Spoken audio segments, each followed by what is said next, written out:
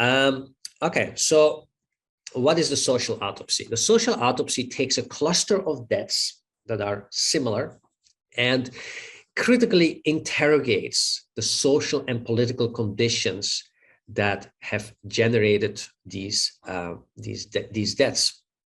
And the goal here is to create awareness about the social roots of these deaths, the social policies, the social embeddedness of social life that has contributed to these deaths, and then hopefully to also inform policy change.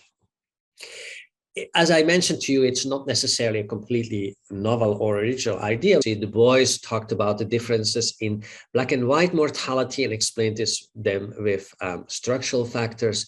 Engels wrote about the high mortality rates of the working poor and linked them to their exploitative working conditions.